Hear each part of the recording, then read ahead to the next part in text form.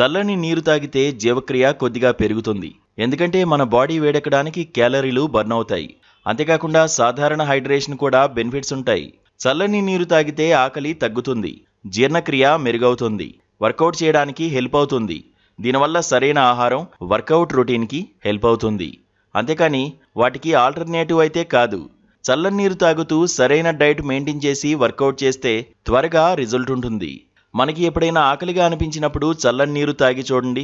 అప్పటికప్పుడు కడుపు నిండుగా అనిపిస్తుంది. దీంతో ఆకలి చాలా వరకు తగ్గుతుంది. వెంటనే తినాల్సిన పని లేదు. ఈ కారణంగా బరువు తగ్గడానికి హెల్ప్ అవుతుంది. అదే గోరువెచ్చని నీరు తాగితే త్వరగా ఆకలైనట్లుగా అనిపిస్తుంది. దీనికి కారణం లోపలి ఆహారం త్వరగా జీర్ణమవుతుంది.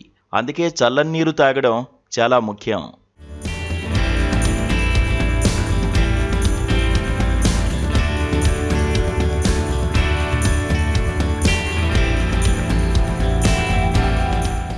చల్లని నీరు తాగడం వల్ల మనం రోజువారీ బర్న్ చేసే క్యాలరీలు పెరుగుతాయి.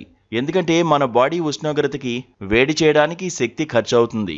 దీనినే థర్మోజెనిసిస్ ప్రాసెస్ అంటారు. ఇలా నీరు తాగడం వల్ల క్యాలరీలు ఎక్కువగా కరుగుతాయి, బరువు తగ్గుతారు.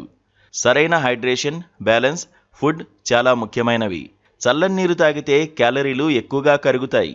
అయితే జీవక్రియలో పెరుగుదల కాస్త తక్కువగానే ఉంటుంది. ఇది మనం సరైన ఫుడ్, వర్కౌట్తో బ్యాలెన్స్ చేయొచ్చు. మనం ఎక్సర్సైజ్ చేసినప్పుడు చల్లని నీరు తాగితే ఆ టెంపరేచర్ బాడీ టెంపరేచర్ని కంట్రోల్ చేస్తుంది. దీంతో ఎక్కువసేపు వర్కౌట్ చేయడానికి హెల్ప్ చేస్తుంది. కాస్త తృప్తిగా ఉంటుంది. అదే వేడిలో గోరువెచ్చని నీరు తాగితే అసలు తాగినట్లుగా కూడా ఉండదు. మళ్ళీ దాహం వేస్తుంది. ఎక్కువగా తాగితే కడుపు హెవీగా అనిపిస్తుంది.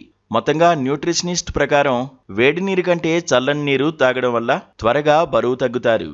బాడీలోని క్యాలరీలు తగ్గడానికి, కడుపుకి తృప్తిగా అనిపించి ఆహారం తక్కువగా తీసుకోవడానికి హెల్ప్ చేస్తుంది.